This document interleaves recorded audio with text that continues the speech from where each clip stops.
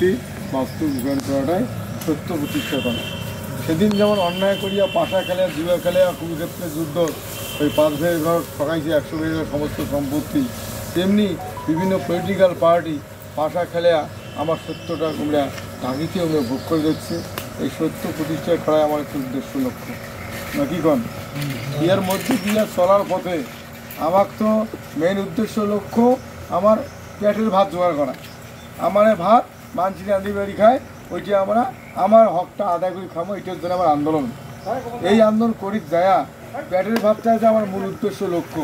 তার যদি কাউ বগলতে আসিয়ে কয় ভাই তোমার আন্দোলনটা ঠিক আছে করতে থাকো, তো তোমার পেটের ভাতের জন্য আন্দোলন করতে করো, যেদিন ভাত খাইবেন তো সেদিনে তোর গাছ জামা নাই, পেছনের কাপড় নাই, তো এইগুলা মুই দিবার সাং মনে করিস তো মুই দেন, তো আমার ওইটা নিতে ক্ষতি আছে। সেইটা করে আজকে আর পশ্চিমবঙ্গ সরকার যেটা আমার সুযোগ সুবিধা বরকত দিবে দিচ্ছে, এইটা বল চাওয়া পাওয়া নয়। এই স্কুল হইল বা না হইল এটা বড় কথা নয়, বড় কথা কোনটা আমার অধিকার প্রতিষ্ঠিত করা। এইবার অধিকার প্রতিষ্ঠিত করে গেলে একটা ভোটার যখন ভোট দেয় তার 18 বছর না হলে তার ভোটাধিকার হয় না, 18 বছর হইলে তাই সাবালক হয় না কি কন, কথা বোঝেন নাকি নাই বোঝেন? মনে হয় বোঝেননি। কি বুঝছেন নাই বুঝেন কবরও বান্না রিপ্লাই হয় না তোমার। ভোট একটা ভোটার যে ভোট দেয় 18 বছর হলে তবে তাই ভোটার, তখন তাই উপযুক্ত। এবার আমাদের সংগঠন আমরা এখন 8 পাস, মাধ্যমিক pass, high secondary pass, BA pass, আমরা 18 বছর পার হয়ে গেছি, আমরা এখন উপযুক্ত ভোটার। এই যে রাজ্যের সাথে থাকিয়ে হোক না থাকিয়ে হোক, বিরোধিতা করিয়ে হোক বা না করিয়ে হোক, আমরা যে অধিকারগুলা আদায় করছি আজকে যে যুগে পাচ্ছি, এইটাই কিন্তু সাবালকত্বের পরিচয়।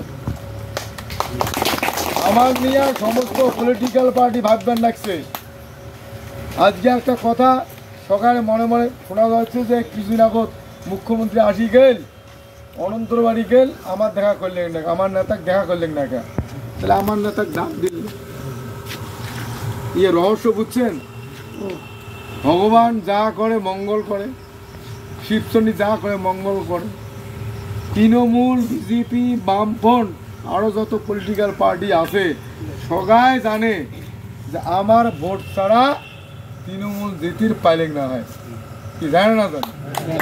বিজেপি আসছে তাইও স্বীকার করছে যে বংশীবদনের ঘরের ভোটটা এই ভোটটায় তৃণমূল যেতে দিন। বামফ্রন্ট, কংগ্রেস সবাই, তৃণমূলের অন্য নেতা সবাই খালি উদয়ন গুহ একলাই কয় আর হিপ্পি কয় উমের খেলিতে জিতছিল। তো কথা উমের কথা ঠিক না সবাই যেটা কথা সেটা ঠিক। এবার আমরা তো জানি মনে চেনে পাপ মায় চেনে দেয় বাপ, একটা কথা আছে। আমরা মনে প্রাণে জানি আমার ভোট না এলে কালে তৃণমূলের প্রার্থী জেতার বাপেরও ক্ষমতা নেই, মানে কয় আমরা জানি তো।